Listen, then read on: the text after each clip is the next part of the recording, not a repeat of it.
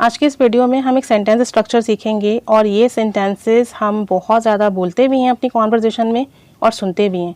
और ये सेंटेंसेस ना प्रेजेंट में, पास्ट में, फ्यूचर में, इवन कंटिन्यूस में भी बनाए जाते हैं।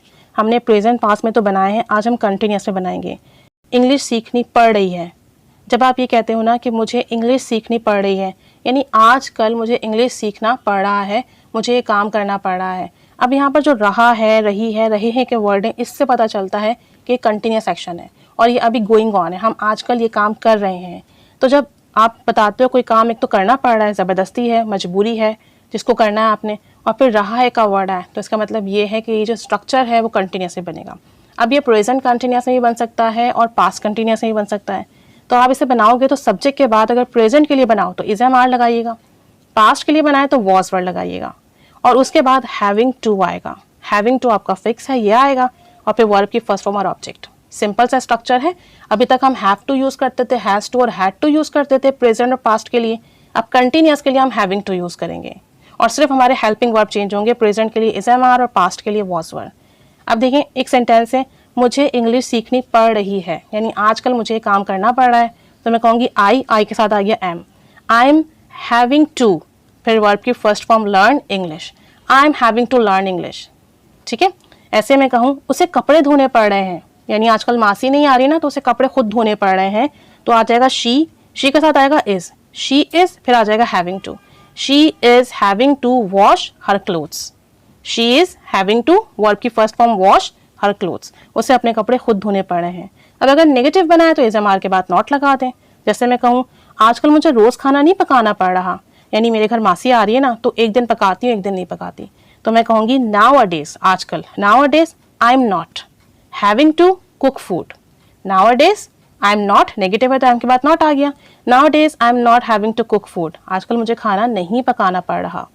ऐसे में कहूँ कि आजकल उसे गाड़ी नहीं चलानी पड़ रही क्योंकि उसके वालिद खुद चला रहे हैं, तो हम कहेंगे he is not having to drive a car nowadays. He के बाद आया इज, इसके बाद नॉट, ही इज नॉट, फिर आ गया having to drive a car.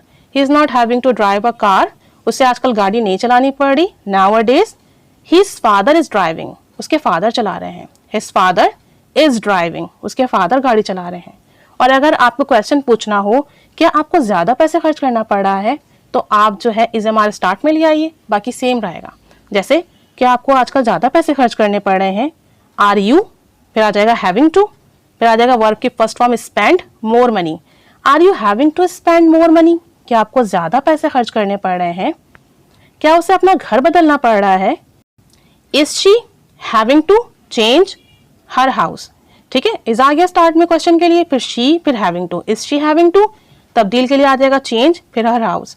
क्या उसको घर तब्दील करना पड़ रहा है? Is she having to change her house या शिफ्ट हर हाउस। अगर आपको ये सेंटेंसेस पास्ट में करने हो तो इज एम आर हटाइए, वॉज वर्ड लगा दीजिए, सिंपल। जैसे मैं कहूँ मुझे रोज कॉलेज जाना पड़ रहा था, यानी पिछले दिनों कुछ अटेंडेंस मेरी शॉर्ट थी ना, तो मुझे डेली कॉलेज जाना पड़ रहा था की वजह से पता चल गया ये पास्ट है, तो मैं कहूँगी I was having to go to college daily. I के साथ आ गया वॉज पास्ट के लिए, फिर हैविंग टू आ गया, फिर सिंपल वर्ब की first form go to college. I was having to go to college daily, मुझे रोजाना कॉलेज जाना पड़ रहा था। उसे रोजाना कपड़े धोने पड़ रहे थे, मासी नहीं आ रही थी ना, तो रोज उससे ही कपड़े धोने पड़ रहे थे। She was having to wash clothes daily. She was having to wash clothes daily. क्या उन्हें रोजाना प्रैक्टिस करनी पड़ रही थी, यानी फंक्शन करीब था तो रोजाना प्रैक्टिस करनी पड़ रही थी उन सबको, तो आपको आ गया वर दे, ज्यादा है तो वर आ गया, फिर they. Were they having to practice daily. Were they having to practice daily. देखिए सब कुछ वैसे ही, सिर्फ इज एम आर हटा के वॉज वर्ड लगाए कि क्या उन्हें रोजाना प्रैक्टिस करनी पड़ रही थी, क्या आपको उसे रोजाना जवाब देना पड़ रहा था। Were you having to answer her daily. Were you, फिर आ गया हैविंग टू आंसर, यानी जवाब देना पड़ रहा था उसे, answer her daily. Were you having to answer her daily, क्या आपको उसे रोज जवाब देना पड़ रहा था। अब दो सेंटेंसेस आपके लिए हैं, मुझे रोज वर्जिश करनी पड़ रही है, एक्सरसाइज करनी पड़ रही है, क्योंकि मैं मोटी हो रही ना, तो मुझे रोजाना एक्सरसाइज करनी पड़ रही है।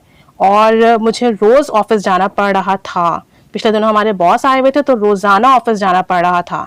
अब ये दो सेंटेंसेस आप बनाइए, कमेंट बॉक्स में शेयर कीजिए, और इसके अलावा भी बताइए कि ऐसा कौन सा काम है जो आपको करना पड़ रहा है आजकल, या आपको करना पड़ रहा था पिछले दिनों। बस सिंपल सा स्ट्रक्चर है, इज एम आर और वॉज वर्ब के बाद हैविंग टू लगा के वर्ब की फर्स्ट फॉर्म लगानी है।